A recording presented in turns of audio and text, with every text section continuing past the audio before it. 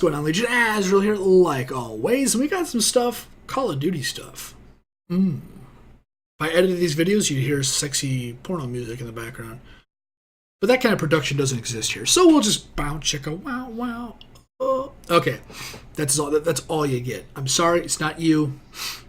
It's the budget.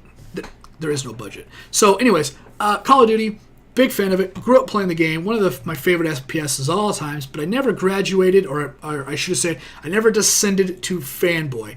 For anybody that doesn't know, or maybe you do know, but personally for me, fanboy, not a derogatory term of all the derogatory terms. It's not one. But like, fanboy is someone that it's an apologist for a game that was good at one time that is now shit. I'm realistic that Call of Duty is ass water right now. It is bad. I wasted $100 on Infinite Warfare. Fuck me in the face while running, bro. That game was so dookie. I couldn't get over it. I just didn't understand it. Why? Why did you have to make, my computer was also really messed up at the time, so maybe it wasn't running the best. My controller was broken, so I bought a new controller. And I definitely got a little better when I went back to it with a better controller. But nothing, honestly, crates and stuff like that is the only thing that keeps you coming back. The skins, the cool little things they're adding on to it, that's all cool. It's the gameplay that is the problem. That is just shit. And then for me, my remastered edition just never worked right. Now that I've upgraded to Windows 10, hopefully all that stuff will work fine. But I just don't got the money now to be getting some Call of Duty game. And I don't have the money to be getting a console. As a streamer, I play games on PC, and I will never, ever buy a FPS, a console's FPS, on PC. Ever again. Won't happen. I won't get Halo campaign, I'm good with it. But I can just watch a cutscene movie on YouTube about that. I give a about, the campaign in Call of Duty, except for World War II campaigns. Played all of them. I'll play this one, or I'll watch it at the very least. Call of Duty always does a very unique thing, which has in-game cutscenes, which is not a cutscene, and that's crap. So with that, let's just get into it, check it out, see what it's all about, and see what kind of inspiration and bullshit that they're talking about. Let's go. I don't want to ramble anymore, sorry. We're already at 2:30. Come on! That's loud! The Second World War goes beyond all boundaries in every category. Yeah. We see more nations involved in a single conflict. We see casualties higher than ever before. Just a generation before, at the end of the First World War, the Great War, they didn't call it World War I because they expected that nothing like this would ever happen again. And a generation later, something happens that's even bigger and even worse in so many ways. It's crazy, man. Way to profit on all their deaths. Of making this year's Call of Duty called World War II. Sledgehammers. To tell the epic, gritty, visceral story of the world's greatest conflict. There is a genuine interest I in can't wait. producing a product that is historically authentic. Every part of this game has been researched and nuanced and studied and scanned and photographed. We really tried to get the respect and the details right of the game. This is about ordinary people. It's a big claim. Ordinary things. Brotherhood, the camaraderie, the guy next to me. That became the theme for our game. Are we going to see Hiroshima Honoring the story and Okinawa? is crucial Is for it us. Okinawa? It was something we really committed to. I don't actually remember the other Our name. story weaves in and out of real historical events. We've gone to great pains to create those authentic battles. One of the biggest things we wanted to get across was a sense of camaraderie. The people you serve You mean side by copying side, Saving Private Ryan? You develop bonds with those people. Hopefully players will walk away from this story feeling like they really know these guys Welcome to the Bloody First. and they care about them. Not with that guy. I hate that dude. Way to go. In the game, in a huge way, the lighting and the tonality and the colors. We want to be able to have the player feel something. By creating a very believable environment, it allows the player to slip into this world. The vision Looks great. The art direction we call dark and beautiful. It was emotionally dark, visually beautiful. More than just being cool and pretty, it's about trying to get people to Your games haven't looked good in a couple years. Shut up. emotional reaction to the game. Our modeling department is amazing. The weapons, that gun looked badass. The cars you might see on the city street. Woo! The level of detail is just The phenomenal. MP40 right there? But we have to stay true to the source material. We have to research and watch a lot of film, a lot of archive footage to see how combatants in World War II would behave. Sometimes the hardest things are the biggest payoffs. The combination of the model, the animation, and the audio creates that punchiness to the weapon. Woohoo! Woo, that sounded good. Every location. I forgot that gun's name, but that gun was sick. The ambiances, the music, the dialogue. Oh, man. Everything has to be created from scratch. We had a real opportunity here to do a level of authenticity and reality, true to the war, true to the soldiers who fought in that war. We had this great opportunity with Marty Morgan, our military advisor. We spent a lot of time on a gun range with all of the authentic World War II weaponry. It's critical to understand Carbine, wasn't that what it was called? violence of the Second World War. It's critical to understand how weapons and firepower function. This is a story that's bigger than all of us. This is a whole new generation who Oh, might yeah. not have a lot of experience with this time. Fuck you, Battlefront! Great opportunity. No one gives a shit about one! Experience that and feel that. Kidding. We've made something pretty incredible, and I'm very proud of it. It's perhaps the greatest compliment I've been paid in my career to work on this project. This is the most powerful game I've ever worked on. It's very personal. It's very humbling. You know, I've been making games for over 26 years.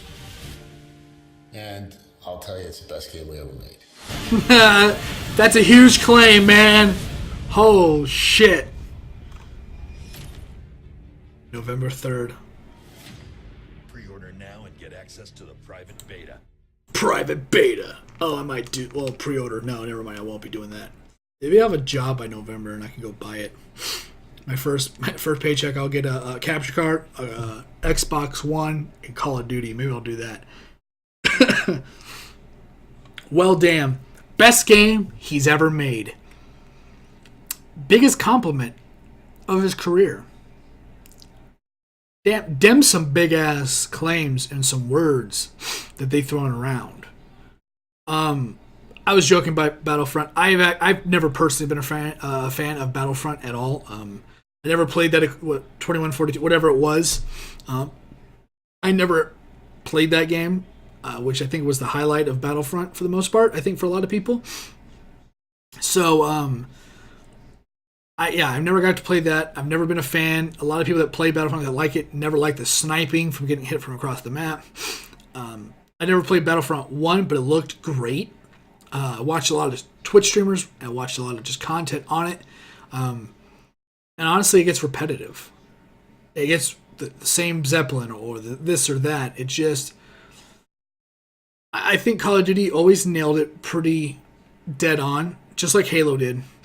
Halo started it, having the small, medium, and large maps. It's kind of a Halo thing. I'm sure people from like either Quake or Doom and all these other things, they probably did some similar things to it. Doom being more single player, most likely, but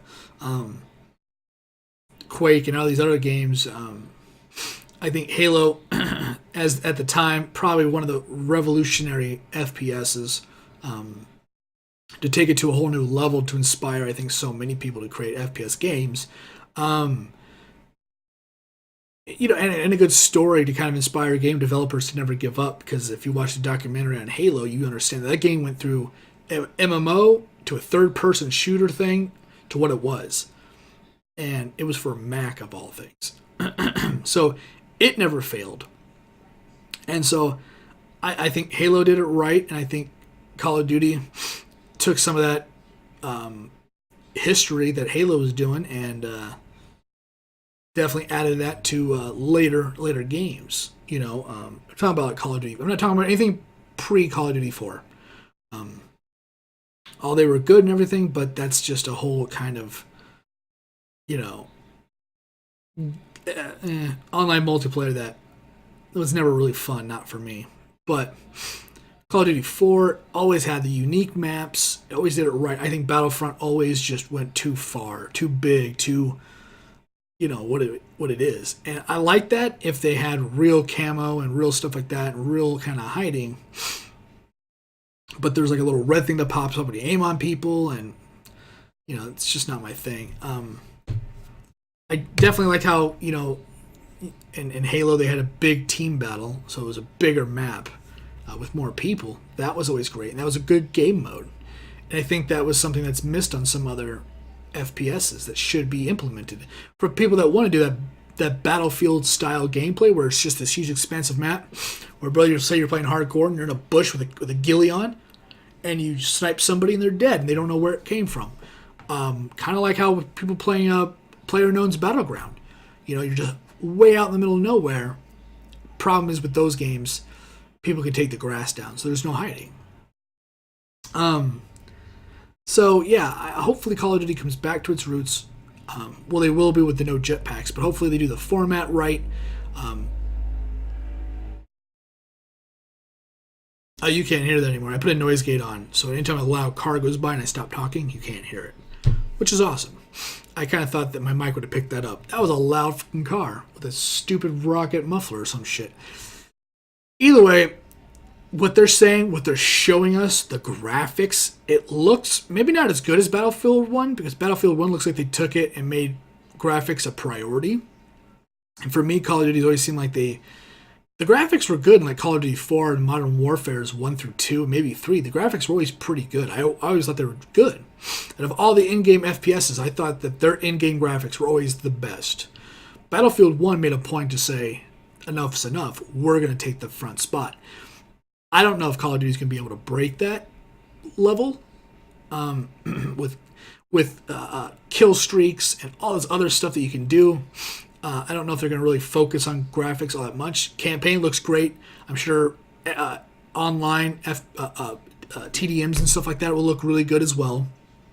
Will it be Battlefront level? Who knows? But I'm going to enjoy watching some other people play it while I don't play it on PC.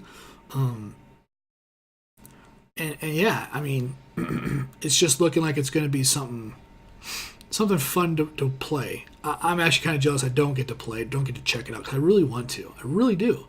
And going back to World War II, man, I think that's the right step. I don't really know if I have anything else to say.